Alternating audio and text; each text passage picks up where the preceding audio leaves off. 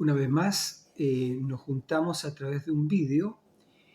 Les saludo a todos en el nombre de Jesucristo, nuestro bendito Señor. Y la verdad que he sentido desde la mañana en mi corazón hablar un poco sobre una esposa ataviada para su marido. Una esposa ataviada para su marido. Y quiero compartir esto con ustedes con la ayuda del Señor. Entonces estaba recién escribiendo algunas escrituras, como por ejemplo Apocalipsis capítulo 19. Voy a leer 3 escrituras. Apocalipsis capítulo 19, versículo 7, que es una escritura ampliamente, digamos, conocida por todos nosotros. Leo en el nombre de Jesucristo: gocémonos y alegrémonos y démosle gloria. Son las 3 cosas que nosotros tenemos que hacer en este tiempo, en la víspera del rapto, digamos. Gozarnos, alegrarnos, no hay tiempo para estar triste. Este es tiempo de gozo, es tiempo de alegría y darle gloria. Así dice la Escritura: gocémonos y alegrémonos y démosle gloria. ¿Por qué? Porque han llegado las bodas del Cordero y su esposa se ha preparado.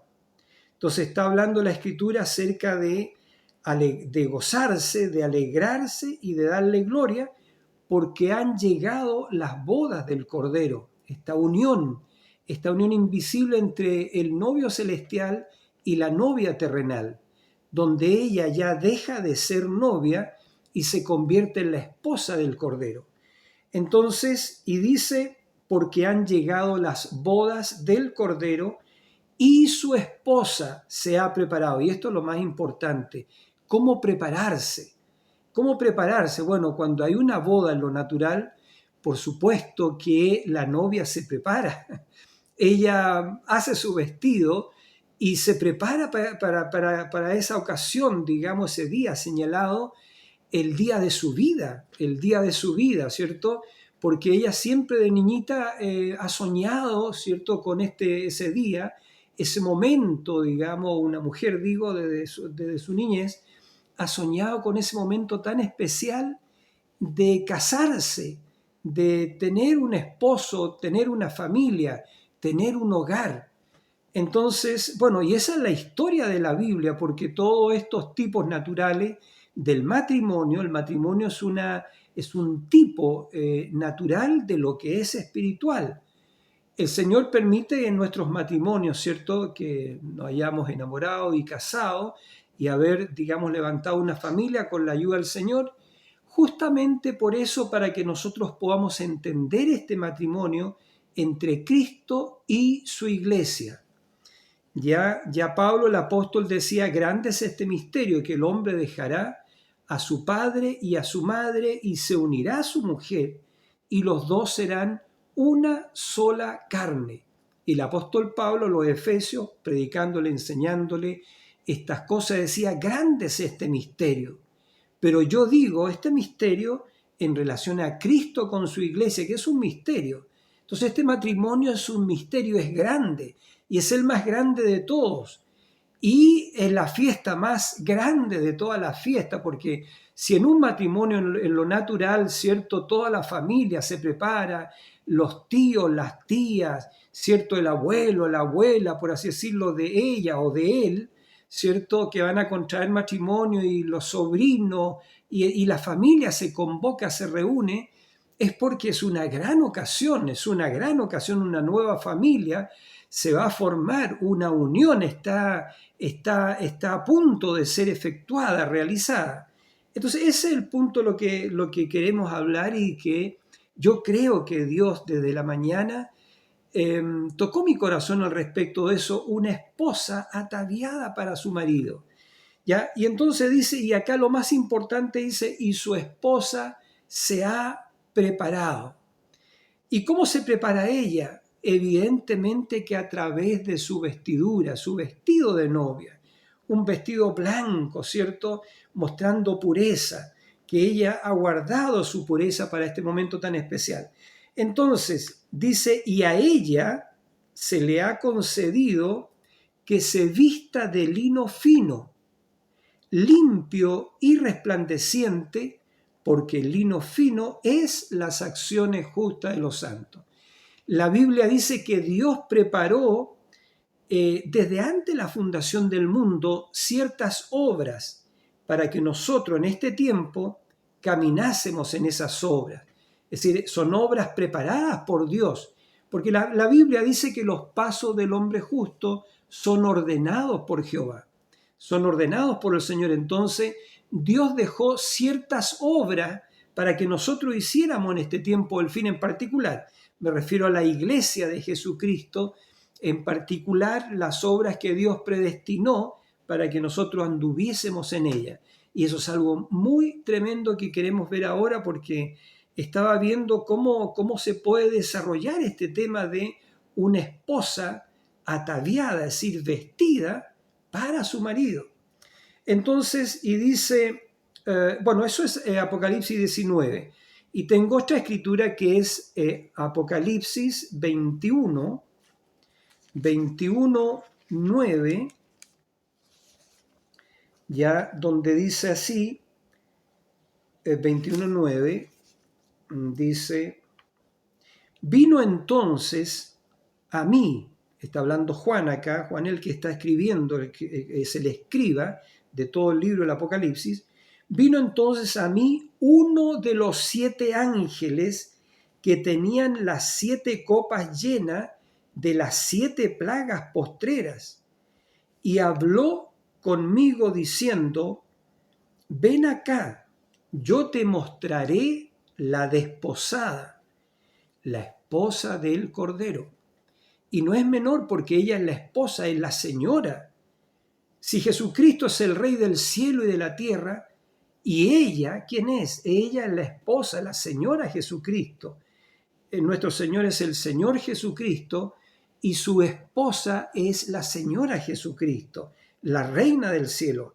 Entonces dice, ven acá, yo te mostraré la desposada, la esposa del Cordero. Y eso es lo que queremos ver un poquito, ¿cierto? Como decía recién, esta esposa, ¿quién es esta esposa? ¿Cómo es esta esposa?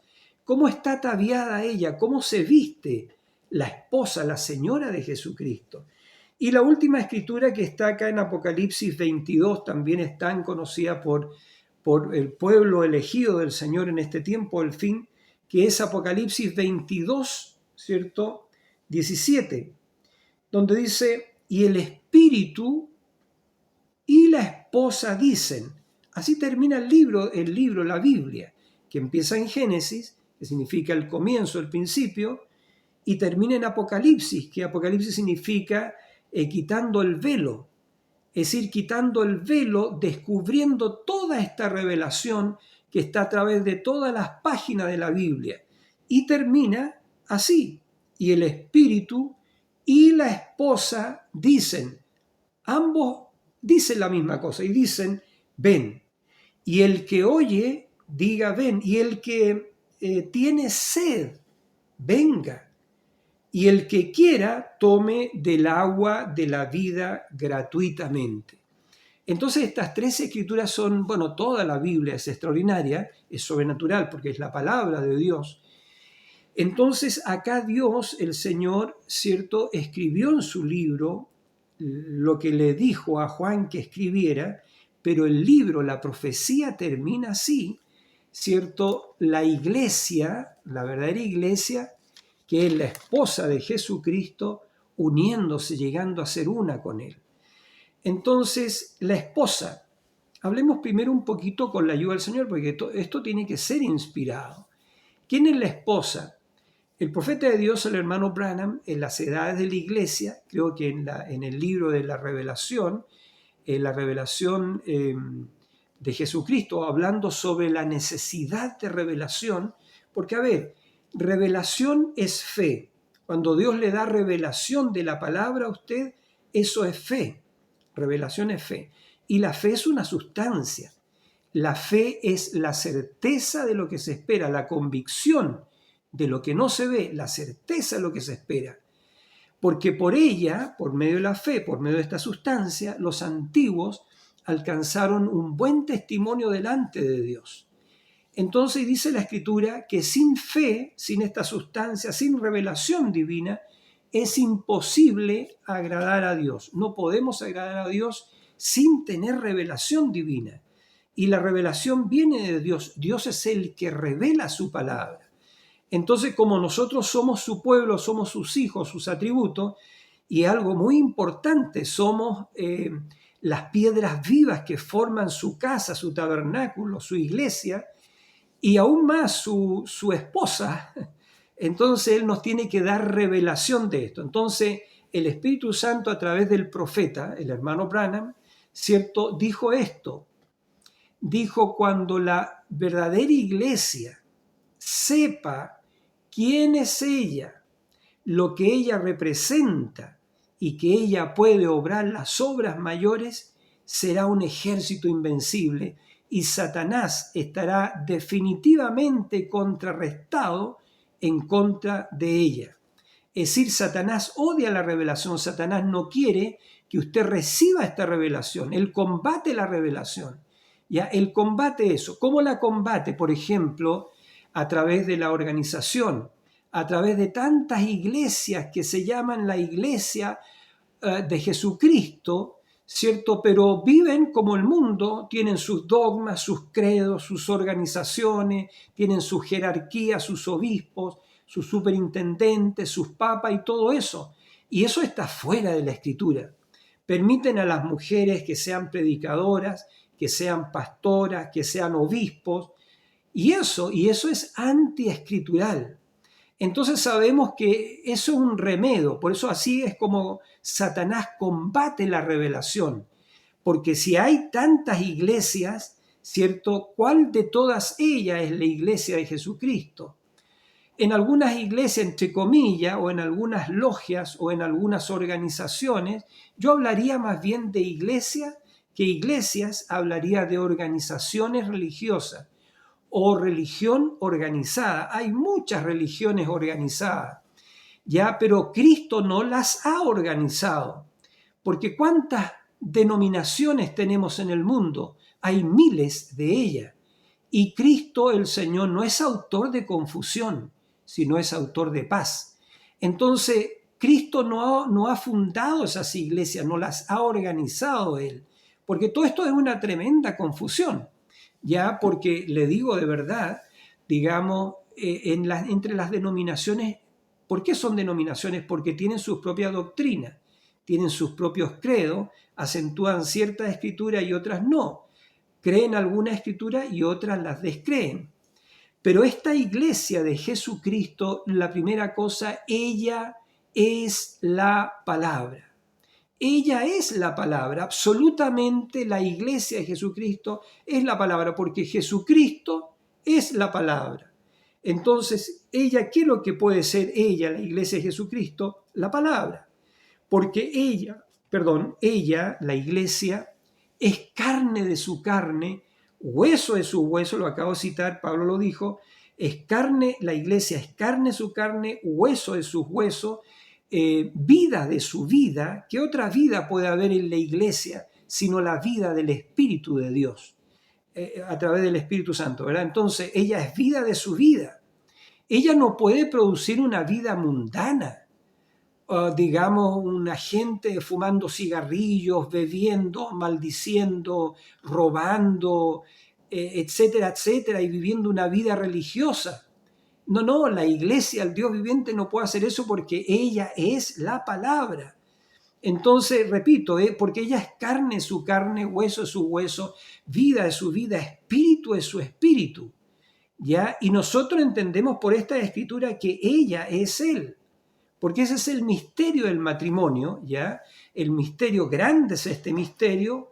Pablo, hablándole a los Efesios, capítulo 5, verso 22, grande es este misterio, dijo, pero yo digo esto con respecto a Cristo y a la iglesia.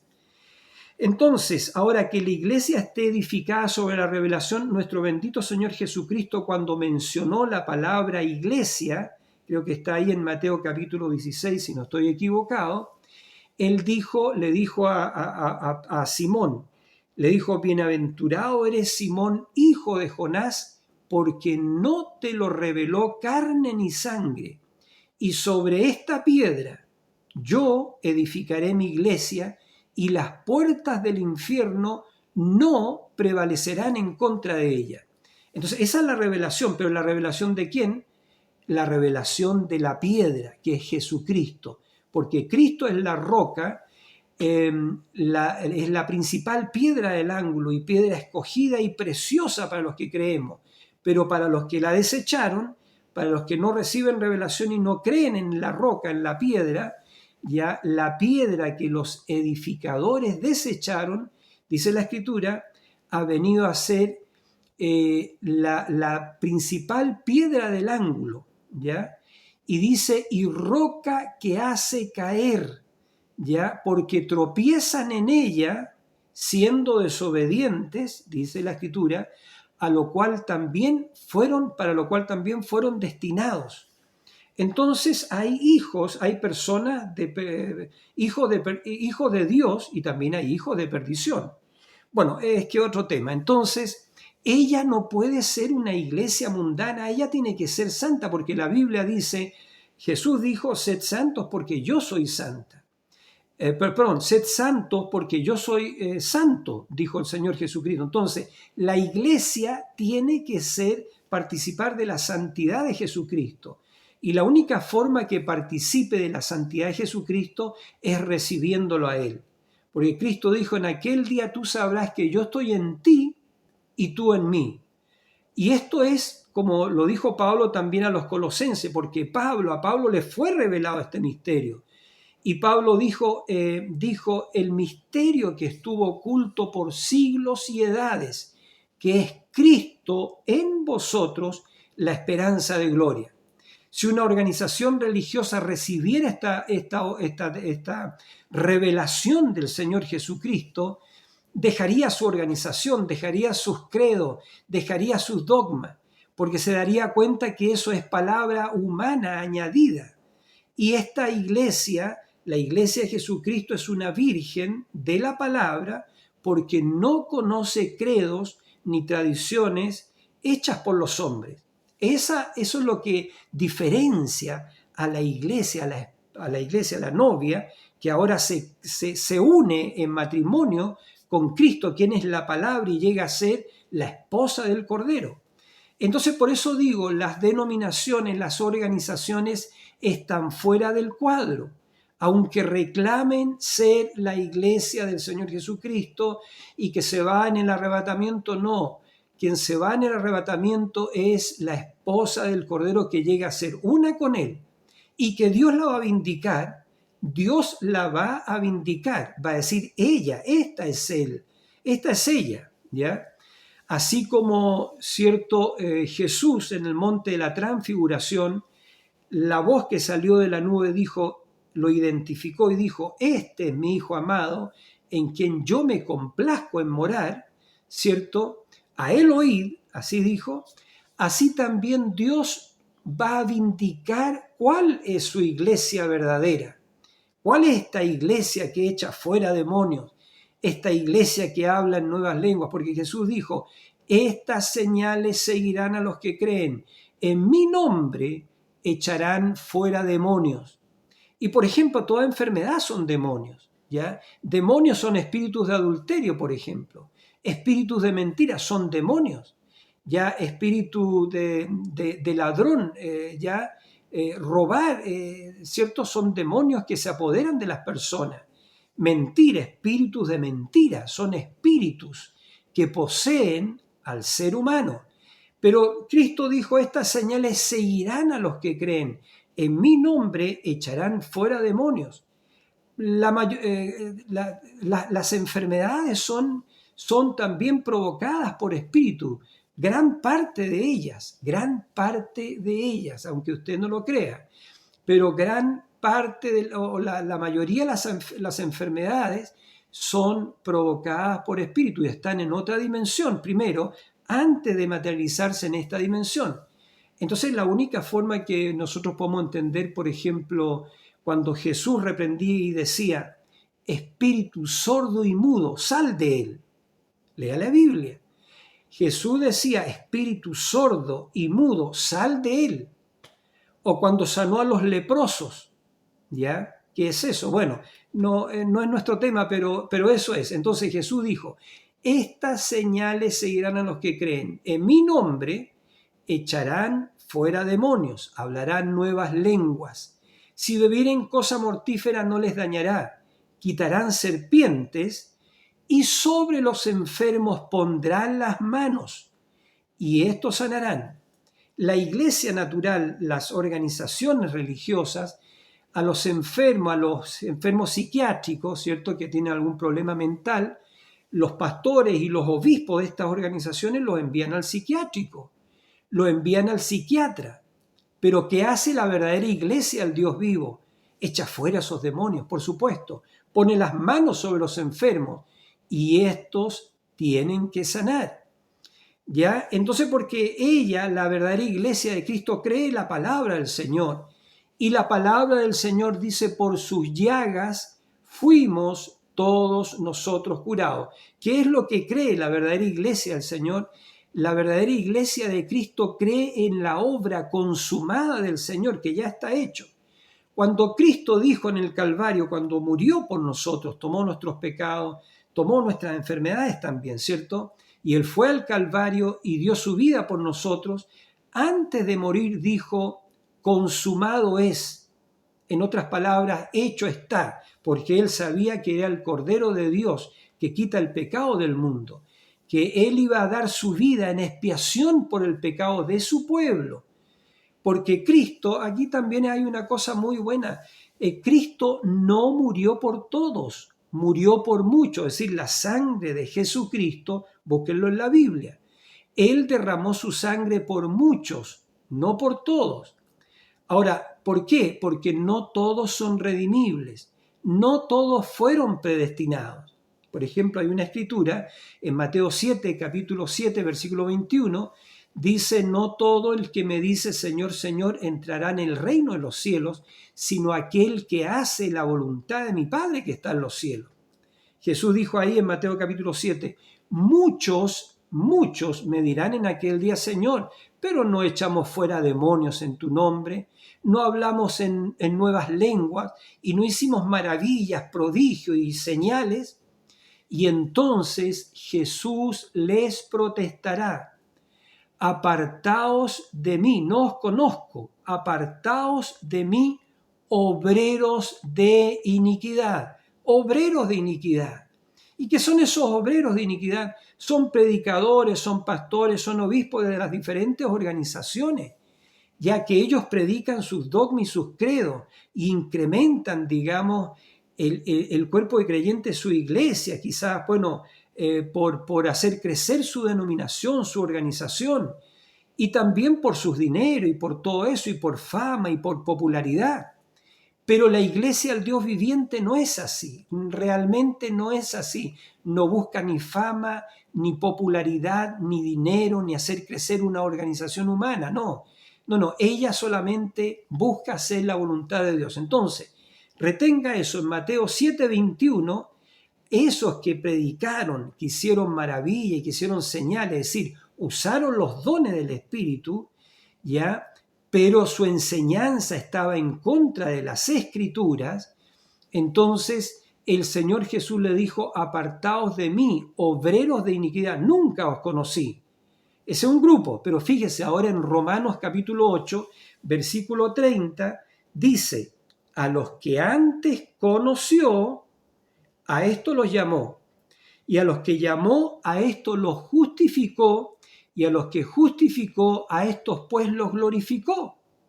Es decir, a los que antes conoció, ¿cuándo? Antes de la fundación del mundo. ¿Qué hizo el Señor? Puso nuestros nombres en el libro de la vida del Cordero.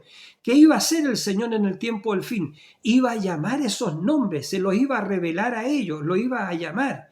¿Por qué? Porque Él escribió sus nombres antes de la fundación del mundo. ¿Dónde? En el libro de la vida del Cordero. Porque el Señor Jesucristo sabía que en este tiempo del fin Satanás engañaría a todo el mundo. Ahí está escrito en Apocalipsis capítulo 13 y en Apocalipsis capítulo 17, que dice que la bestia ya engañó a todos los moradores de la tierra y todos los grandes, los dignatarios, ¿cierto? Todos estos obispos, cardenales, estaban embriagados con la sangre de los mártires de Jesús, ¿ya? Porque así dice la Escritura. Entonces reclamaban cristianismo, pero estaban fuera de la religión de Cristo, por así decirlo, porque ellos habían formado sus propias logias. Bueno, entonces el diablo es tan astuto que en este último día estaría tan sagaz que engañaría al mundo entero, excepto aquellos que tienen sus nombres escritos en el libro de la vida del Cordero. Por eso es que Cristo, el Señor, nuestro Señor, puso nuestros nombres en el libro de la vida del Cordero ante la fundación del mundo. Porque dice la Biblia, repito, que todos aquellos que no tenían sus nombres escritos en el libro de la vida del Cordero, desde la fundación del mundo, la bestia los engañó. Y ellos se maravillaron y se fueron en pos de la bestia, la adoraron a la bestia. Y detrás de la bestia está el dragón, y el dragón le dio a la bestia su trono y su autoridad, ¿ya? Y sabemos que el reinado de la bestia viene, lo están preparando ahora mismo. Entonces ya entendemos eso. La verdadera iglesia, esta esposa, una esposa que ahora vamos a ver cómo ella está ataviada, entendemos que está ataviada con la palabra. La palabra de Dios, no solamente de pan vivirá el hombre, sino de toda palabra que sale de la boca de Dios. Hermano, es seguro que la esposa de Cristo, ella vive de toda la palabra que sale de la boca de Dios, porque ella ha sido preordenada, ha sido predestinada para eso. No piense usted en irse en el rapto, si es que no vive de toda la palabra. Ninguno de nosotros puede pensar eso, en irse en el arrebatamiento y decir me voy con él, sí, voy a estar en la cena, en las bodas del Cordero, y vamos a regresar de las bodas del Cordero, de la cena, al milenio. Si es que usted no vive, si es que no vivimos de toda la palabra, no vamos a hacer eso, hermano, disculpen, amén. Entonces eso es, esta iglesia, la iglesia del Dios viviente, vivirá de toda palabra que sale de la boca de Dios. Entonces, porque queremos ver cómo ella se atavía, cómo Dios la atavía a ella, cuál es su vestido de novia, de qué está vestida esta iglesia que llega a ser la esposa de Cristo, una con Él. Entonces, ya entendemos que la novia ha recibido la revelación de quién es ella, ¿ya? Y lo que ella representa, y que ella puede obrar las obras mayores. Hablando de las obras mayores, el Señor Jesucristo dijo, el que cree en mí, las obras que yo hago, Él también las hará. Ahora, Dios va a vindicar a su esposa. Por supuesto que sí. Dios va a vindicar que ella es la palabra. Dios va a vindicar que ella es carne de su carne, espíritu de su espíritu, vida de su vida, poder de su poder. Antes de irnos nosotros en el arrebatamiento, Dios va a mostrar su iglesia. Así como el rey Asuero quería mostrar la belleza de su reina, de Vasti. Y la reina Vasti, cuando Asuero la llamó para este gran banquete y para mostrar su belleza a todos los pueblos y a las naciones de su reinado, Vasti no quiso comparecer ante la orden del rey Asuero. Y el rey Asuero en este momento, en esta ocasión, ¿cierto?, tipifica a nuestro Señor. Y Vasti es un tipo de la denominación. Y la denominación no quiso venir al llamado del Señor, ¿ya? Así que el rey Asuero, por consejo real, la separó, la residenció. ¿A quién? A Vasti, tipo de las denominaciones. Por eso es que las denominaciones puede sonar un poquito duro. Dios las ha puesto en el armario y ha cerrado la llave y la ha dejado ahí. Se están empolvando. Pero no a su iglesia Dios no la puede poner en un armario, no. Pero sí las organizaciones, las denominaciones, aunque digan que están en el mensaje, fíjese, Dios va a vindicar a su verdadera iglesia, a su esposa, la va a vindicar, ¿ya? Por medio de lo que es la vindicación personal de Jesucristo. Ahora, Notemos esto, hermanos, notemos esto, hermanas, también que van a ver este video. ¿Cuál es la vindicación personal de Jesucristo? Nicodemo lo dijo en San Juan capítulo 3. Dice que Nicodemo vino a ver a Jesús de noche. ¿Por qué de noche? Porque él se ocultó de los demás fariseos y los saduceos. No quería que lo vieran. Él no quería que vieran que él iba a ver a ese joven profeta llamado Jesús de Nazaret. ¿Por qué? Porque Jesús de Nazaret, para sus organizaciones, sus denominaciones, era un falso profeta. Las organizaciones, las denominaciones de su día no sabían que él era la palabra. Y las denominaciones de su día, en el tiempo de Jesús, odiaban a Jesús. Y le decían los rabinos, ¿cierto? Los teólogos, los eruditos, por así decirlo, ellos pensaban que Jesús era un samaritano y que tenía demonios. Eso se lo dijeron los fariseos. Los fariseos le dijeron a Jesús, sabemos que tú eres samaritano y que tienes demonios. Bueno, eso es el tema. Ellos pensaban que María seguramente la había conocido un samaritano o algún soldado romano y ella había concebido a Jesús y que el padre de Jesús era un soldado romano o algún samaritano, alguna cosa así. Pero ellos no tenían revelación del misterio de Dios, tal como hoy día no conocen las denominaciones, la organización, inclusive en el mensaje, no conocen, no tienen la revelación de quién es el Señor Jesucristo. Pero ahora fíjense, entonces decía que Nicodemo vino a Jesús de noche, por temor a los judíos, ¿ya? Y entonces tenía pregunta en su corazón Nicodemo, y le dice Rabí, pongan atención en esto, le dice Rabí, sabemos que has venido de Dios. Ese sabemos no era otra cosa que el Sanedrín, es decir, la crema de ellos no podían negar, digamos, ¿por qué? Fíjense, Nicodemo, este maestro entre los judíos, este principal le dice Rabí, que significa maestro. Rabí, maestro, sabemos que has venido de Dios, porque nadie puede hacer las cosas que tú haces si Dios no fuere con él. ¿Qué cosa hizo Jesús? Él multiplicó los panes y los peces, convirtió el agua en vino, ¿cierto? Y fíjense que habían creo que eran 6 tinajas, y dijo, pongan agua, ¿cierto?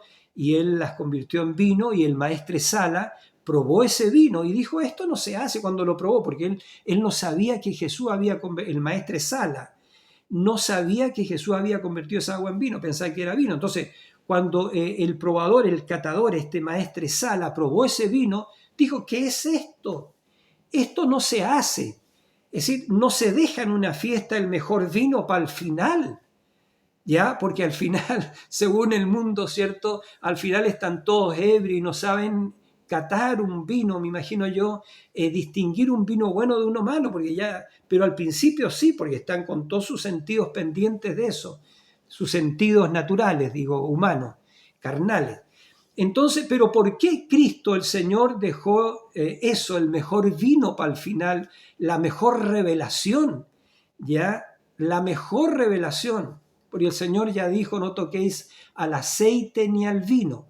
El aceite representa el Espíritu Santo y el vino representa el estímulo de la revelación. La revelación produce el mismo estímulo que tomar vino, ¿ya? El vino al hombre opacado, ¿cierto? El vino natural lo estimula, le da como lo estimula, ¿cierto? Y el vino espiritual, es decir, la revelación de la palabra, también estimula al creyente.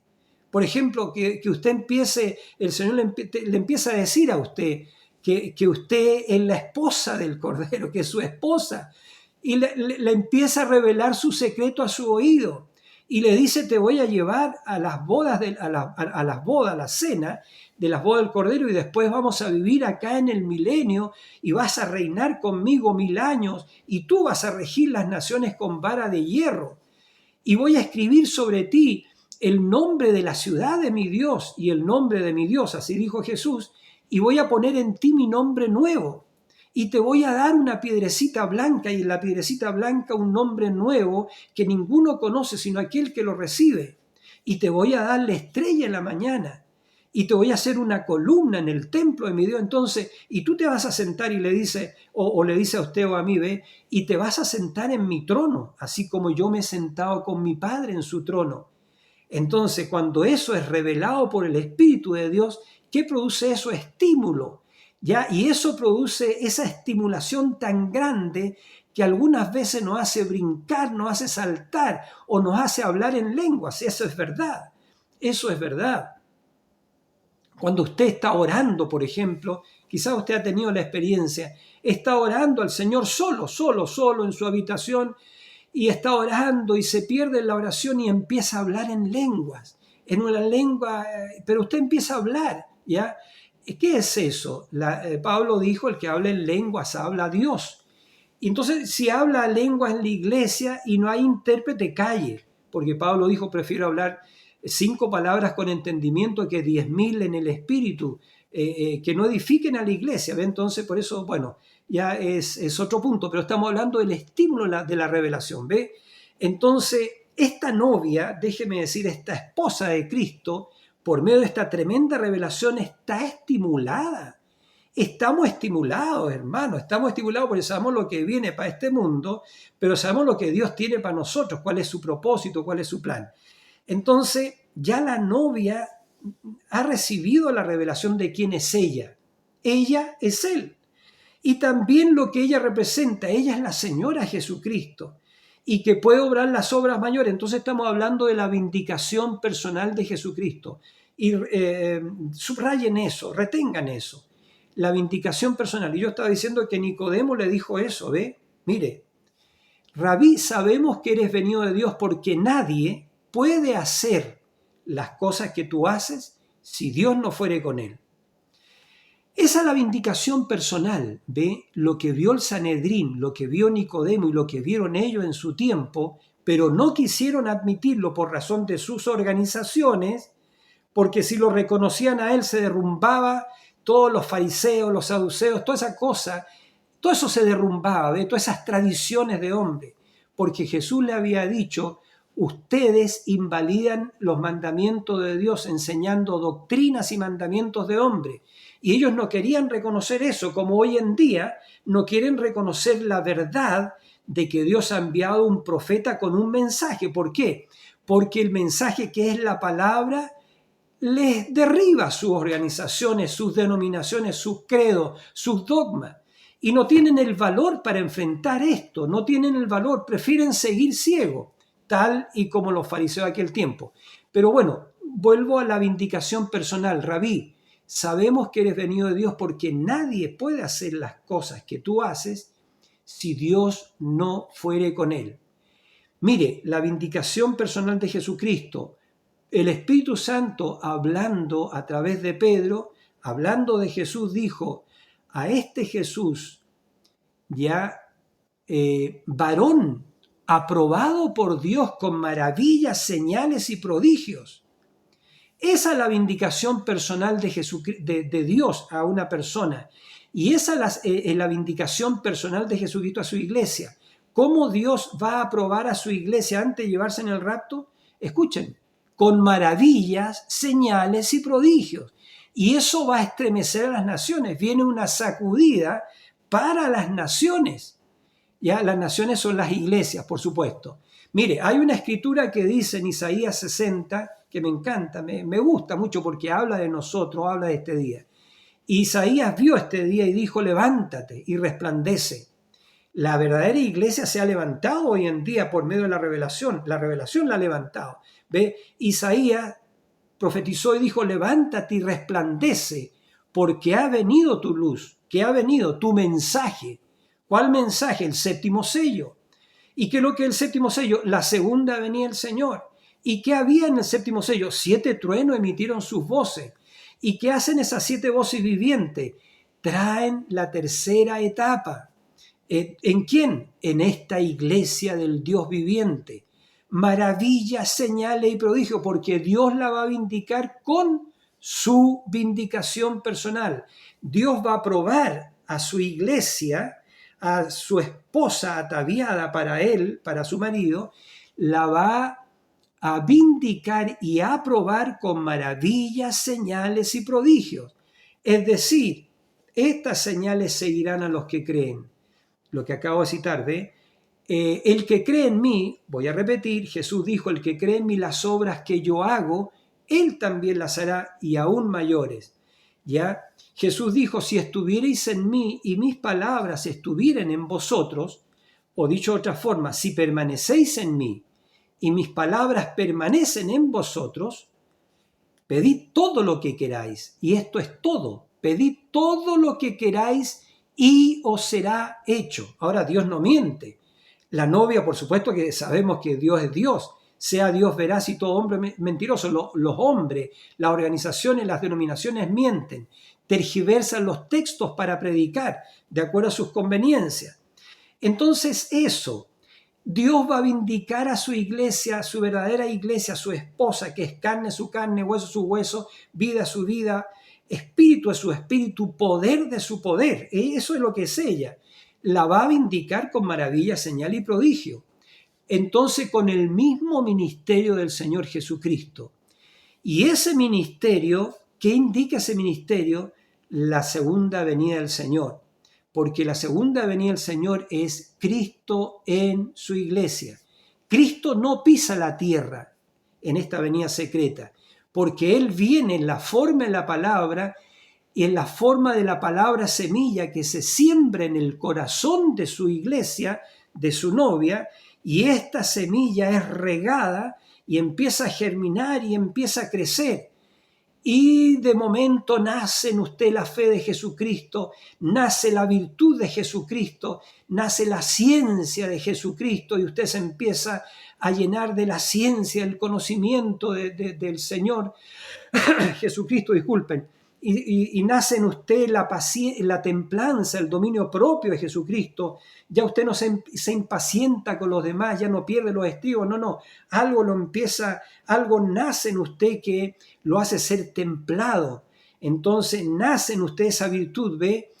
La templanza de Jesucristo nace en usted y nace en usted la paciencia de Jesucristo y luego el temor de Dios o la piedad ser como el Señor y el amor fraternal de Jesucristo. Estas cosas nacen en usted. ¿Por qué? Porque eso es la naturaleza divina. Eso es Cristo en usted, la esperanza de gloria, que es muy diferente a recitar credos, a recitar un Padre Nuestro no sé, un Ave María, ¿cierto? O recitar cualquier credo, el credo de los apóstoles, o recitar cualquier credo de una organización tal y tal.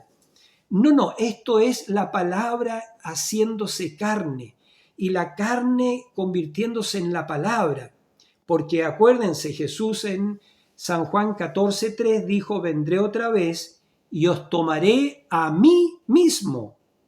Cuidado, la iglesia de Jesucristo llega a ser una con Él. Y estoy diciendo que Dios la va a vindicar, o sea, más bien la Biblia dice que Dios la va a vindicar con la vindicación personal de Jesucristo. Es decir, Dios la va a aprobar a ella, la va a aprobar con maravilla, señal y prodigio. ¿Pero cuándo? Cuando ella se vista, se atavíe. ¿Se atavíe con qué? Con el vestido de bodas de 7 colores, de las 7 virtudes de 2 de Pedro capítulo 1. La fe de Jesucristo, la virtud, la ciencia, la templanza, la paciencia, el temor de Dios y el amor fraternal de Jesucristo. Esa es la vestidura de boda. Cuando Dios ve eso, ¿cierto? Entonces Dios sella a ese individuo, ¿ya?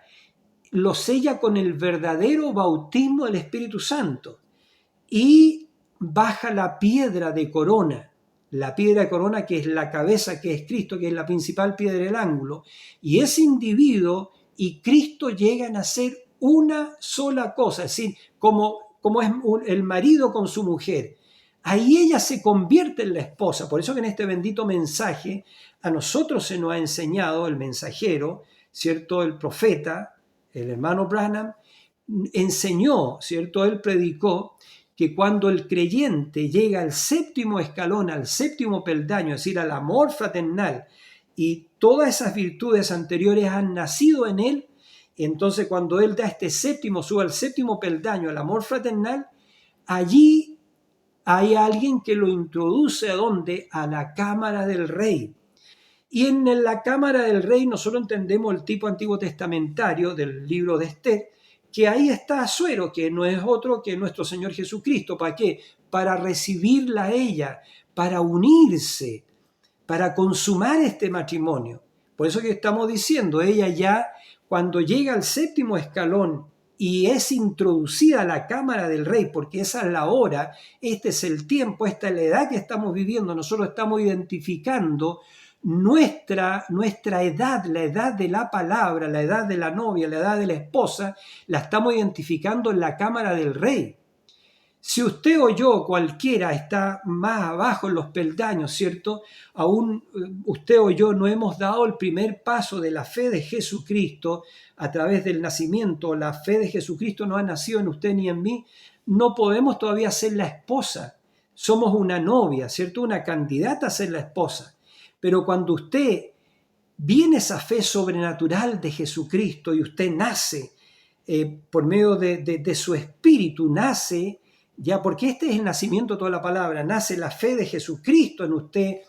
Ahora, entonces, a ese nacimiento vienen estos otros nacimientos, el nacimiento de la virtud de Jesucristo, luego de la ciencia. Por eso es que son 7, discúlpenme ustedes mi humilde expresión, son 7 nacimientos, pero esos, digamos, 7 nacimientos, 7 pasos es el verdadero nuevo nacimiento de toda la palabra otra vez.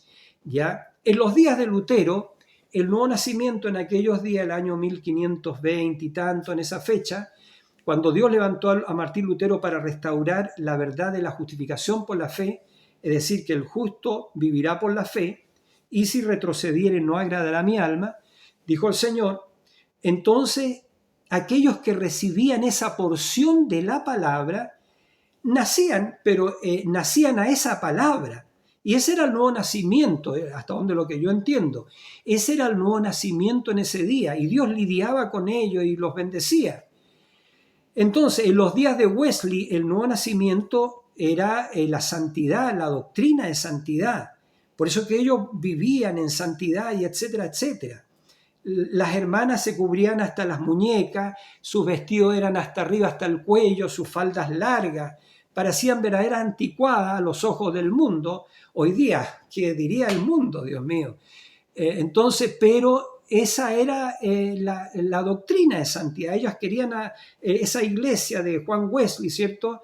Que después fueron los wesleyanos, ¿verdad que sí? Bueno, ellos querían agradar al Señor, porque eso es lo que Dios estaba, la palabra de Dios que estaba siendo derramada en aquel tiempo. La doctrina de la santificación o la santificación. Pero después vinieron los pentecostales el año 1906, por ahí, en 1900, el derramamiento del Espíritu Santo y la restauración de los dones. Y eso en ese tiempo era el nuevo nacimiento. Entonces, repito, en los días de Lutero, 1500 y tanto, el año 1500, en los días de Lutero, el nuevo nacimiento era la justificación por la fe, de ese tiempo, el nacimiento de ese tiempo. En los días de Wesley, el año 1750 y por ahí, que vino Wesley, el nuevo nacimiento era la justificación por la fe, más la doctrina de santidad, una vida de santidad. ¿ves? Pero en el tiempo de los pentecostales era la restauración de los dones. Pero ¿qué tenía que tener el pentecostal? La justificación por la fe, la doctrina de santidad, ¿cierto? Vivir santamente y los dones restaurados, hablar en lengua, profetizar, poner las manos sobre los enfermos, porque esos dones fueron restaurados. Los hermanos pentecostales pensaron que esa era la edificación y irnos para el rapto, pero no, eso era solamente la restauración de los dones y un bautismo espiritual, ¿ve? Pero ese era el nuevo nacimiento del año 1900 y tanto, el nacimiento de los pentecostales, por así decirlo. Pero ahora no estamos en una edad pentecostal, estamos tampoco en la edad de la Odisea, porque la edad de la Odisea, allá abajo, lo voy a decir así, esa edad de la Odisea está ciega, cuitada, miserable, pobre y desnuda y no lo sabe. Está ciega y está desnuda y no lo sabe. Todas las denominaciones, las organizaciones están en la Odisea, pero hay una que está en la edad de la esposa, la edad de la novia, la edad de la palabra. ¿Por qué? Porque hubo un profeta, Dios habló a través de ese profeta y dijo así: ahora este mensaje de enseñanza ayuda a aparejar a todo aquel redimido por la sangre de Jesús que estará en aquella edad eterna, al fin de los sellos. ¿Qué iba a suceder al fin de los sellos? Se iba a abrir la edad eterna. Entonces, bendito sea el Señor, eso me causa estímulo, el estímulo de la revelación. Estamos acá en el mundo, por supuesto, pero estamos entrando a la edad de la esposa, la edad de la novia o la edad de la esposa, la edad de una esposa ataviada para su marido. Entonces Él nos ha dicho cómo ataviarse. Fíjese cómo lo fue mostrando en los tipos antiguos testamentarios. ¿Qué es lo que le dio a José, su padre? Le dio un manto de 7 colores. 7 colores, 7 virtudes, 7 edades de la iglesia, 7 virtudes, 7 misterios de cada una de las edades de la iglesia. Bueno, usted entiende, porque estoy hablando digamos, en la expresión espiritual. Pero a José, ¿ya? Su padre le dio una túnica, un vestido, un manto, un vestido de 7 colores, de varios colores, dice la Escritura, de muchos colores. Y su hermano, eso fue el colmo para su hermano, porque la Biblia dice que José, su padre, amaba más a José que a todos el resto de sus hermanos. Y sus hermanos son tipos de las denominaciones, de las organizaciones. Entonces, y su hermano, por causa de esto, que José era espiritual y que era más amado que todos ellos por su padre, ¿ya? Entonces lo odiaron, pero lo odiaron sin causa. A José lo odiaron sin causa. Y ellos querían matarlo porque lo odiaban, porque tenía esa túnica. ¿Ya? Hoy día también la verdadera iglesia, la esposa de Cristo, también la organización y las denominaciones no la entienden. Y también la persiguen porque dicen, no, esa es una fanática, eso no, bautizarse en agua en el nombre de Jesucristo, no, hay que bautizarse en los títulos de Padre, Hijo y Espíritu. Entonces ellos no entienden, ¿ya? Pero la verdadera iglesia sabe que para el perdón de los pecados, ¿cierto? Debemos ir a las aguas y bautizarnos invocando el nombre del Señor Jesucristo, porque así está en Hechos 2:38, ¿ves? Pero bueno, sigamos un poquito para ir terminando. Entonces esa túnica de 7 colores, ¿ves? Le fue dada a José. Y los hermanos de José, tipo de las organizaciones, de las denominaciones, lo odiaron y lo querían matar. ¿Y qué lo que hicieron? Lo agarraron a él, ¿cierto?, cuando estaba en el campo y lo metieron a una cisterna, pero lo iban a matar, pero lo metieron a un pozo, a una cisterna. ¿Y qué hicieron ellos? Empezaron a cavilar, a pensar, a urdir un plan.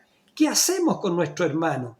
Matémoslo, decía la mayoría, pero uno de ellos, no sé si fue Rubén, el mayor, no me acuerdo de eso, pero dijo, no hagamos eso, yo no podía vivir con mi conciencia tranquila, no hagamos eso. Entonces, mientras urdían qué hacer ya ellos urdieron un plan.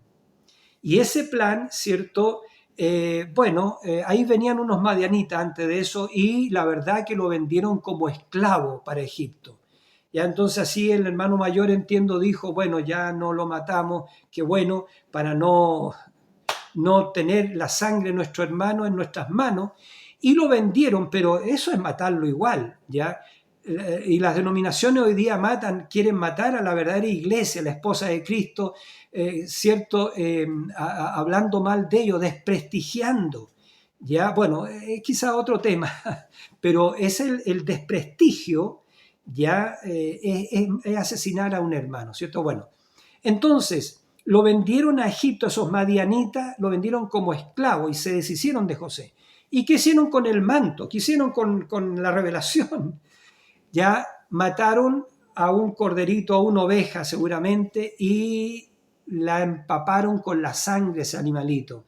Y llegaron donde su padre le dijeron, mira padre, encontramos esto, esta es la túnica de José, y la encontramos tirada ahí en el campo, seguramente una fiera salvaje lo mató, y le metieron esa mentira a su padre. Qué tremendo, pero todos conocemos la historia de José, como José fue el hijo de la prosperidad, porque donde fuera que iba José, todo era bendecido. Todo era bendecido. Bendijo la casa de Potifar, Potifar, un ministro del faraón, ¿cierto? Su casa creció, fue engrandecida, todo lo que hacía José en la casa de Potifar, porque llegó a ser el mayordomo, ¿cierto? Todo florecía. Y la esposa de Potifar, ¿cierto? Quiso seducir al joven José porque era de hermoso semblante, etcétera, y seguramente se entusiasmó con este joven y bueno, y el joven la rechazó, por cierto, la rechazó porque no iba a hacer eso, no iba a pecar en contra del Señor, nuestro Dios, y no iba a pecar en contra de Potifar, porque, ¿me entiende? Entonces la rechazó y ella le metió una mentira, y por esa mentira, para cuidar su honor, lo metieron a la cárcel. Y ahí estuvo, que entiendo que 2 años en la cárcel. Y todavía José no entendía cuál era el verdadero propósito de su vida. Él sabía que tenía visiones y sueños, y sabía que el Dios lo estaba guiando, pero no sabía cuál era el propósito. Y lo metieron a la cárcel y en la cárcel llegó a ser como el alcaide de la cárcel, digamos, porque era el hijo de la prosperidad. Todo lo que hacía José prosperaba. Entonces él llegó a ser, digamos, ¿cómo se llama? El alcalde de la cárcel. No sé si se llamará así, ¿verdad? Pero bueno, y ahí interpretó en la cárcel el sueño del panadero y del copero, lo mismo que sucedió con Cristo en el Calvario, que habían dos, ¿cierto? 2 ladrones colgados uno a su derecha y otro a su izquierda. Y uno de ellos vivió y el otro murió. Y acá estaba siendo anunciado miles de años antes por la interpretación del sueño de José al copero y al panadero, ¿cierto? El panadero le dijo, tu sueño indica que tú vas a morir, el faraón te va a colgar. Y al copero le dijo, tú vas a ser restituido, en tanto tiempo van a ser restituidos, pero tú vas a morir. Y así se cumplió, ya porque José era un profeta. Y cuando el faraón mucho más adelante tuvo este sueño de las vacas gordas, siete vacas gordas y después 7 vacas flacas y enjutas, ¿cierto? Y las vacas flacas y enjutas se comían a las gordas. Entonces nadie en su reino pudo interpretar eso, ni los magos, ningún mago de Egipto pudo interpretar eso, pero llamaron, porque llegó a oídos de Faraón que había un hombre en su reino que se llamaba José, que era espiritual y que el espíritu del Dios viviente estaba en él y que él podía interpretar sueños. Entonces, cuando trajeron a José a la corte, como conocemos la historia, José le dijo, bueno, el espíritu de Dios, los sueños son de Dios y él es el que interpreta los sueños. Y entonces, pero bueno, y él interpretó el sueño y le dijo que iba a venir, digamos, 7 años de abundancia, pero después de esos 7 años de abundancia vendrían 7 años de escasez. Y entonces, y él aconsejó, digamos, de que se buscara un hombre sabio para que pudiera diezmar la tierra en los años de abundancia para sobrevivir en los años de escasez. Pero todo eso lo estaba haciendo el Señor. ¿Para qué? Porque puso Dios, el faraón dijo ahora, ¿quién más sabio que tú, que en ti está el espíritu del Dios viviente? Entonces, porque tú has interpretado el sueño y eso es, entonces faraón puso a José como el mayordomo de todo Egipto, ¿ya? Como el segundo después de faraón. Y eso está representando, ¿cierto?, a Jesús, ya que cuando José pasaba por Egipto, donde quiera que iba, se tocaban las trompetas y toda rodilla se doblaba ante José. Llegó a ser el poderoso José, ¿ya? Y entonces, y sus hermanos cuando lo vieron no lo reconocieron, pero cuando él se reveló, se dio a conocer, y nosotros sabemos que eso no es... a nosotros nuestro José se ha revelado, ¿verdad? El manto de 7 colores y todo eso. Pero Jesús se va a dar a conocer a los 144.000 judíos cuando nosotros estemos en la cena de las bodas del Cordero. Jesús va a dejar por un momentito, ¿cierto?, el palacio, por así decirlo, y se va a revelar a los 144.000 judíos. Y tal como se reveló José a su hermano y le dijo, yo soy José a quien ustedes vendieron a la tierra de Egipto. Entonces, y ahí ellos lloraron, pero está escrito, creo que en Zacarías, que cuando Jesús se dé a conocer a sus hermanos, a estos 144.000 judíos que están en Israel en este tiempo, así creo yo, Entonces ellos le van a decir, pero ¿qué heridas son esas en tus manos? Creo que está en Zacarías capítulo 13, vean ustedes, yo no me acuerdo muy bien, muchas veces me he equivocado en citar, digamos, así que ustedes me disculpan. Siempre trato de colocar las correcciones en los comentarios. Cuando escucho el video, ¿cierto? Por haber alguna falla que pudiera haber, y veo que hay fallas, las pongo, así que vean ustedes los comentarios para corregir alguna cosa mal dicha. Entonces creo que está en Zacarías capítulo 13, ¿ya? Entonces ahí dice, le van a preguntar, ¿y qué heridas son esas en tus manos? Le van a preguntar los 144.000 judíos, ¿cierto? A Jesús, ¿y qué heridas son esas en tus manos, Señor? Y eso en tu costado. Y entonces él le va a decir, con ella fui herido en casa, mis amigos. Siempre esta escritura me contrista el corazón, hermanos, la verdad. Esa escritura de Zacarías 13, creo que está allí. Siempre que hablo de eso, no sé, algo me pasa, hermano. Bueno, pero eso es, terminando entonces. ¿Cómo está ataviada ella? Ella está ataviada con este manto de muchos colores, con estas 7 virtudes. Ella está ataviada con la naturaleza de Jesucristo. Ella tiene el verdadero nuevo nacimiento, no el nacimiento de los pentecostales. No, en ella está el nacimiento de toda la palabra. Porque para vivir de toda la palabra, si usted vive de toda la palabra tiene que nacer, toda la palabra tiene que nacer en usted. ¿Ve? Eso está viniendo ahora. Entonces eso es, porque ella llega a ser él. Entonces, ¿qué más hermoso que la vestidura de la palabra? Pero fíjese por el otro lado, organización vestida con credo. Eso Dios lo rechaza. Usted se va a presentar delante del Señor Jesucristo vestida con credos, con dogmas, con tradiciones. Usted se va a presentar delante o algún grupo religioso le va a decir, no, nosotros fuimos esta gran organización y queremos ir a la cena en las bodas. No, hermano, la cosa no es así. Dios nunca formó ninguna denominación, ninguna organización. Dios no es el autor de la personería jurídica. Esto para los pastores del mensaje. No. Si tú tienes, hermanito, personería jurídica, no estés pensando que te vas a ir en el rapto, ni tu iglesia menos. Y tú vas a ser responsable por eso, por dejar a esos creyentes acá, ¿ya? Porque tú te confundiste con el tema de la personería jurídica, ¿ya? Y tú no quisiste. Ya estoy pensando en un cierto hermano y tú no quisiste que fuera a tu casa, a tu iglesia a hablar de estas cosas. Pero ojalá que llegue este video a tus oídos y haya tiempo para poder echar mano atrás, que te puedas arrepentir y dejar esa cosa, ¿ya? Dejar esa redacción de estatutos, porque eso es fornicación espiritual. Nadie, ni usted ni yo, ni nadie somos llamados a redactar estatutos, ni a formar jerarquía, ni a ser llamados por el Estado obispo. A mí no me gustaría que me llamaran obispo, no. Tener ese rango, esa jerarquía a nivel de gobierno de un obispo, que ellos piensan que un obispo es más que pastores, que es una autoridad y para ser revestido una persona esa autoridad, tener eso y dejar la palabra del Señor, lejos sea. Ya, llegando al final entonces, por eso que esta iglesia, la esposa ataviada para el Señor Jesucristo, son pocos.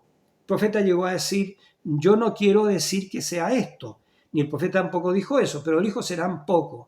Y en una ocasión dijo, como en el cuarto sello, dijo como 3 veces, quizás 700, ya. Y ahí dijo quizás 500, en otro mensaje, quizás 500 en Dios en simplicidad. Ahí dijo en ese mensaje, quizás 500 santos vivos hagan la traslación. ¿Ya? En ese mismo mensaje dijo, quizás, probablemente, no está colocando cifras, no piense usted eso.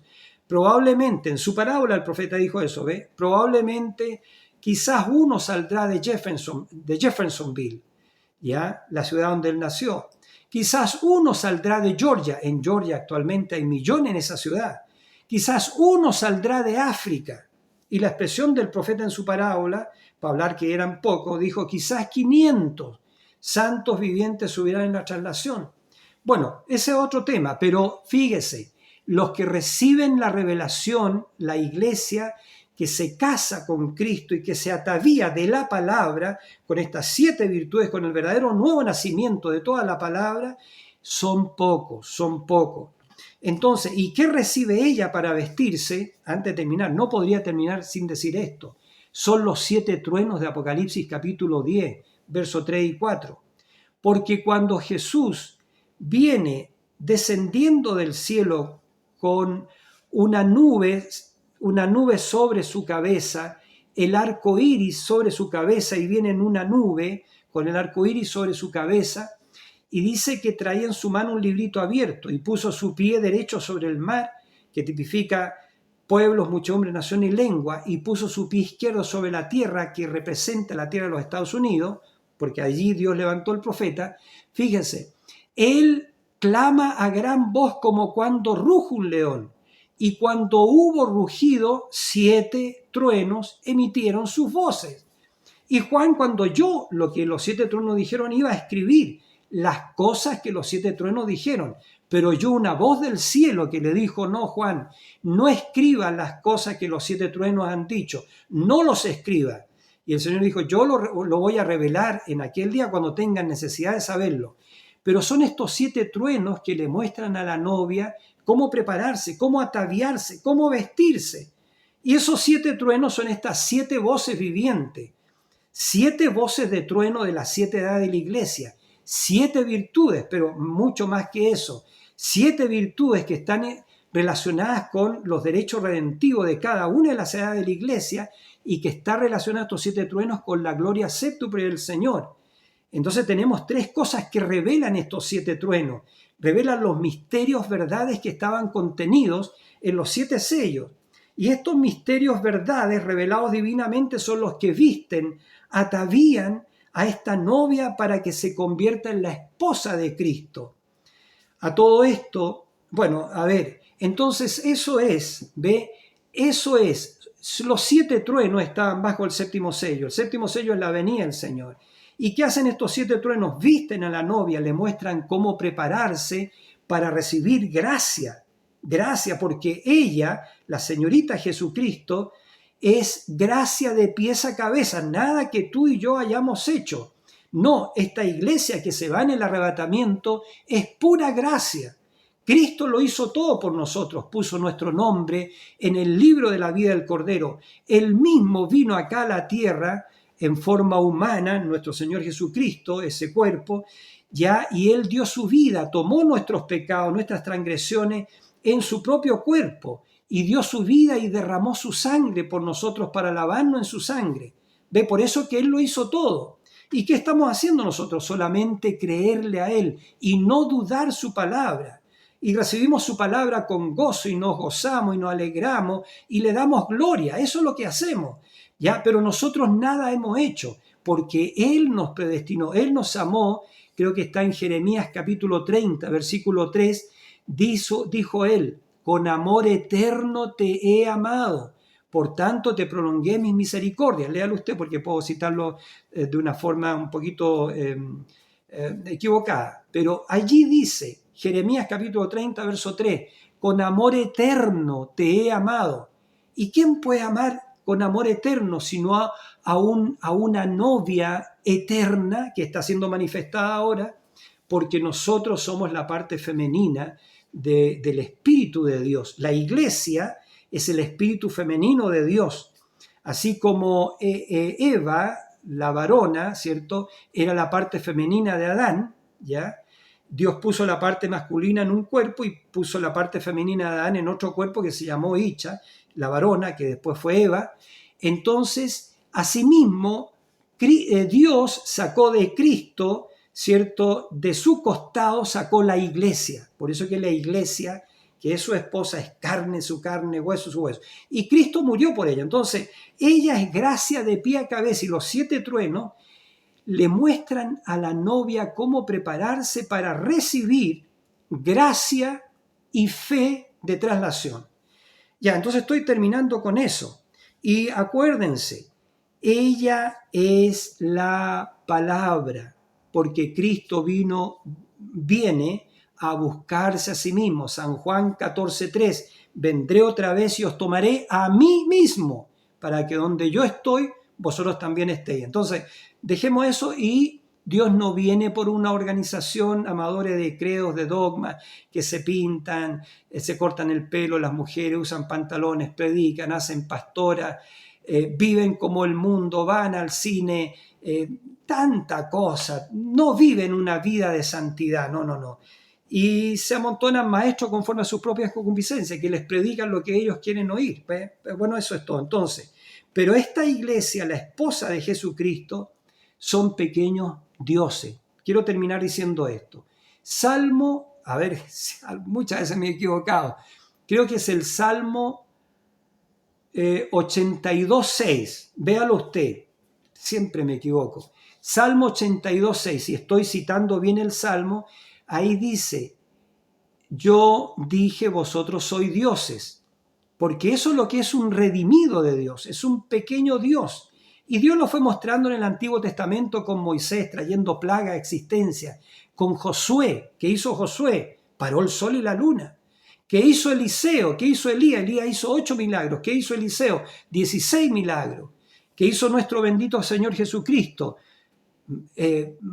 Hizo maravillas, señales y prodigios, un varón aprobado con Dios con maravillas, prodigios y señales. ¿Qué es lo que hará ella, la esposa de Cristo? Maravillas, señales y prodigios. Entonces, ellos, los que forman la iglesia, la esposa de Cristo, son pequeños dioses aficionados, amateurs.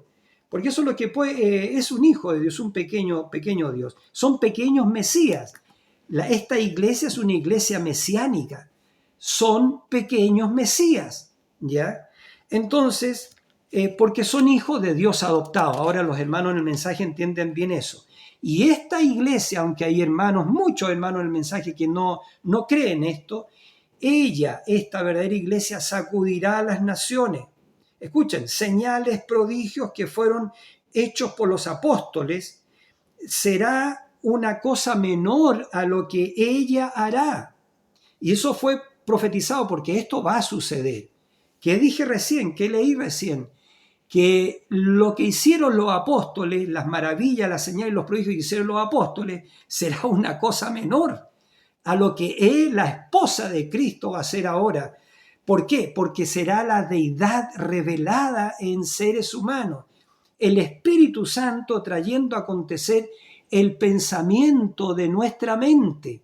Porque Él, ¿cierto? La iglesia verdadera tiene la mente de Cristo. ¿Y qué está en la mente de Cristo? Los pensamientos del Señor. Entonces esos pensamientos van a ser hablados y cosas van a venir a creación. Entonces ninguno de los apóstoles trajo cosas a existencia. Y el profeta de Dios en el tiempo del fin trajo ardilla a existencia para mostrarnos Dios a través de ese hecho de lo que va a ser la verdadera novia. Entonces el profeta de Dios dijo, lo que en mí han visto en una forma temporal, en ustedes va a ser manifestado en la plenitud de su poder. Esperen, dijo él, que venga la apretura. Cuando comience la apretura, ustedes van a ver esa tercera etapa. ¿Pero en quién? En la esposa de Cristo, con esas 7 virtudes, con el manto de José de 7 colores.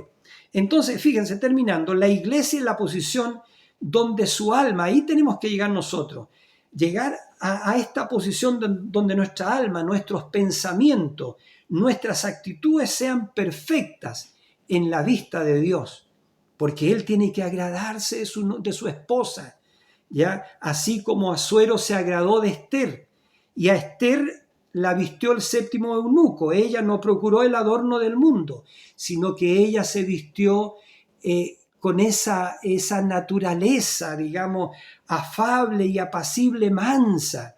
Ella no se vistió, Esther, cuando se presentó ante el rey Asuero aquella noche, no se vistió con joya y zarete y cuestiones así, no aretes, digo, no.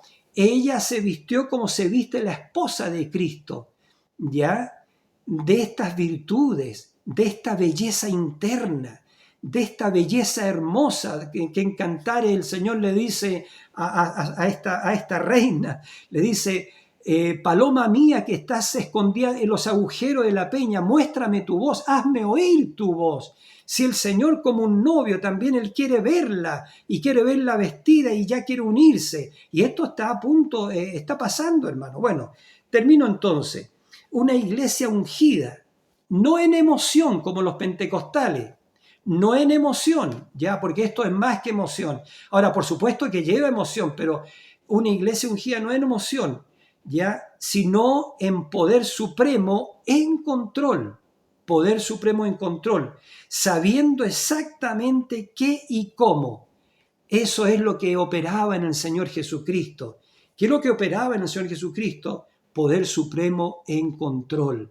Él sabía exactamente qué decir y qué hacer en todo momento, ¿ya? Entonces eso es la iglesia ungida. ¿Qué es lo que está ungida? ¿Ve? Pero no en emociones, sino ungida con poder supremo en control. Eso no es otra cosa que la esposa en el tercer jalón, ¿ya? Que es luego que estas virtudes han nacido en nosotros y somos sellados con el verdadero bautismo del Espíritu Santo y baja la piedra de corona, entonces ese hombre o esa hermana llegan a ser una sola cosa con Cristo, ¿ya? Y entonces viene el tercer jalón y eso. Bien, entonces ella conocería las 7 virtudes, porque esa era la profecía para el tiempo del fin. Lo que Daniel escuchó esos 7 tronos. Usted me va a decir, no, pero si Daniel es el Antiguo Testamento. Daniel escuchó, era un profeta, escuchó lo que los 7 truenos dijeron. Lo mismo que oyó Juan allá en Patmos. Juan también oyó las voces de los truenos. Y el profeta de Dios dijo, porque también era un profeta, dijo que los truenos que oyó Daniel y Juan serían conocidos en el tiempo del fin por la verdadera iglesia de Jesucristo. Y termino diciendo que esos 7 truenos son los que visten a la novia, son los que le muestran cómo prepararse y cómo para recibir gracia y fe de rapto. Entonces, serán estos misterios, ¿verdad? Porque los 7 truenos son los misterios, verdades, que estaban contenidos en los 7 sellos. Y el Espíritu Santo dijo, serán estos misterios, verdades, revelados divinamente, los que literalmente convertirán el corazón de los hijos a la fe de los padres de Pentecostés, así, a la iglesia alfa, esa iglesia apostólica. Y termino entonces diciendo esto, la esposa, no las denominaciones, no las organizaciones, la esposa tendrá la correcta actitud mental hacia todas las promesas divinas, ¿ya? Y las traerá a acontecer, ¿ya?